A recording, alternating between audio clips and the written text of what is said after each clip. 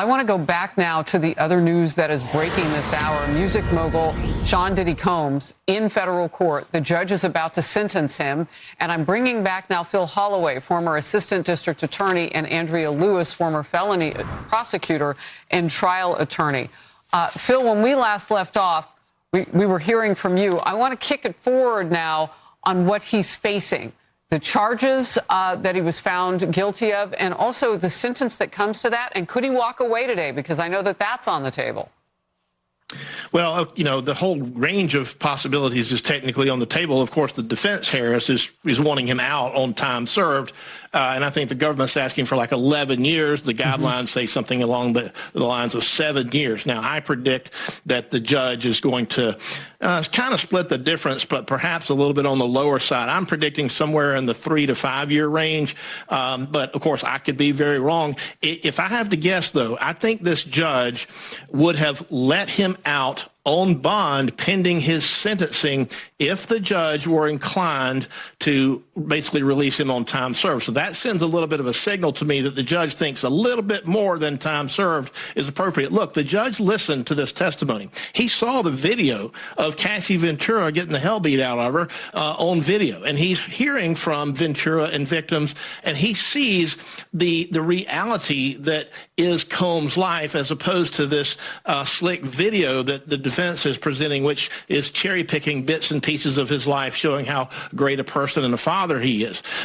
In fact, I think the defense has made a mistake by overplaying that hand. They stated in their sentencing memorandum, quote, he has accepted responsibility for his actions. I don't think he has. I think that it's obvious that he hasn't. He pleaded not guilty. The jury found him guilty of these particular offenses for which he's going to be sentenced. So I think they're overplaying their hand when they say that he's such a great person and deserves to be free on time served.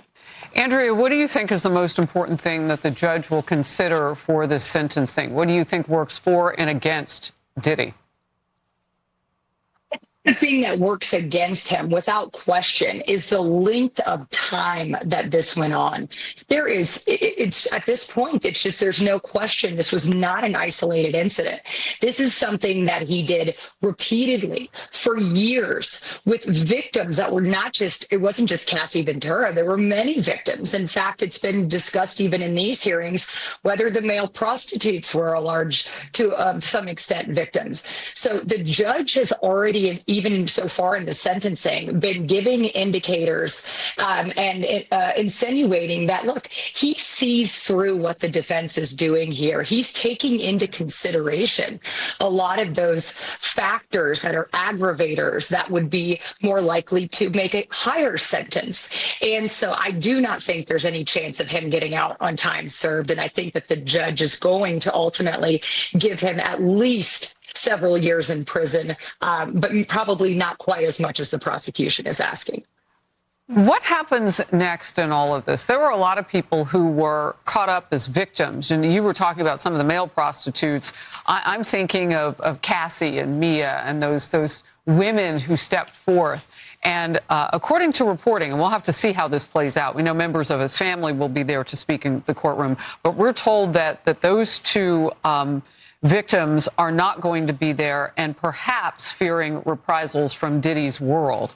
But we haven't heard directly from them. What's your thought on that, Phil? Well, look, you're speaking of victims, and I want to read another piece directly from the defense sentencing memorandum. Quote, neither Miss Ventura nor Jane nor any male entertainer is a victim. Concluding otherwise would defy the plain meaning of victim. You know, the audacity to put that in the sentencing memorandum when the judge has seen video evidence of them being victimized. I think it's kind of breathtaking. And yes, I do think the judge is going to see past a lot of that. Some of these individuals may take the position that, look, we really weren't harmed.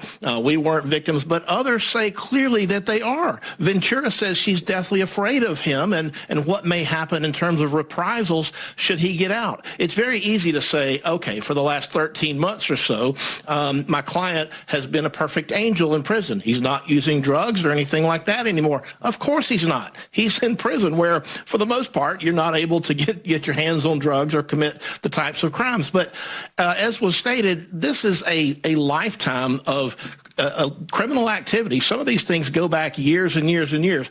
To believe that someone can be reformed to the point that they're going to go out and leave a perfect, crime-free life after only 13 months of being in custody, that just falls a little bit hollow to me, and it doesn't seem to make a lot of sense. And I do think the judge is going to give him a little bit more prison time. Phil Holloway, Andrea Lewis, I will come back to you. This process right now, they are well into the sentencing hearing. A decision is imminent from that judge, and when it happens, I'll bring you back. Good to have you both. Thank you for standing by. You bet. I want